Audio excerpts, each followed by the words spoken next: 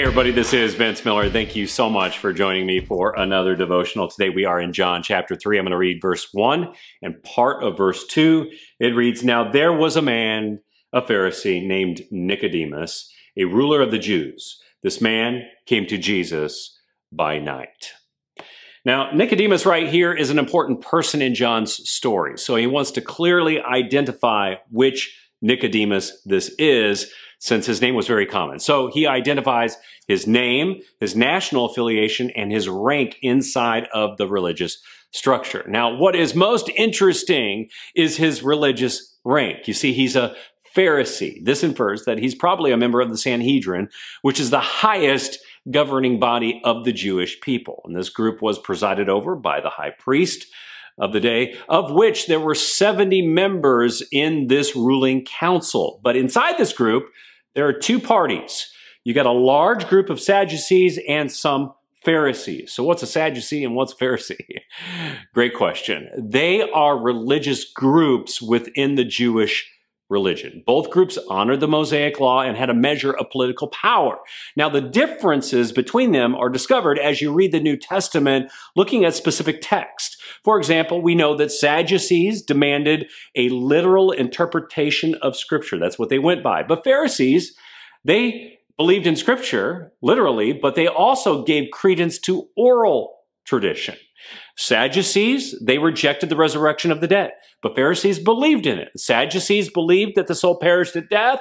Pharisees believed in an afterlife. Sadducees rejected a concept of an unseen spiritual realm, and Pharisees taught that angels and demons and a spiritual world existed. So on this Sanhedrin with Nicodemus, you have a couple of religious political parties that often disagreed, and they went after each other at times. And Nicodemus was one of these guys. He was a Pharisee. But we see here, he's inquisitive, right? He comes to Jesus at night, and I suggest that he is genuinely interested in who this Jesus is. And he wants some answers, and he wants it from the source. Now, just so you know, there are 3 total occurrences of Nicodemus in the Gospel of John. This one here, another one in chapter 7, where Nicodemus wants to hear a defense from Jesus on his authority in front of the Sanhedrin, and again, finally, in chapter 19, where Nicodemus brought 75 pounds of spices for Jesus' burial after his crucifixion. So what we have in this text here is Nicodemus, who is a high-ranking religious leader, attempting to make his own decision about Jesus and his divine authority. Nicodemus is slow, and he's thoughtful and inquisitive in his process.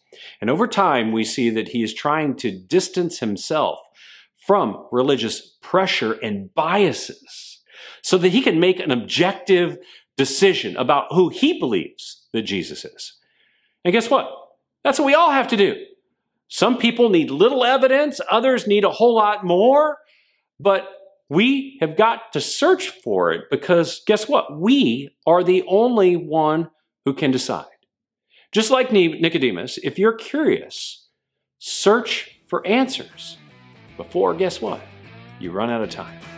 I love you guys. I pray this has blessed you today. If it has, search for those answers and share it with someone else, and I'll see you right back here again tomorrow.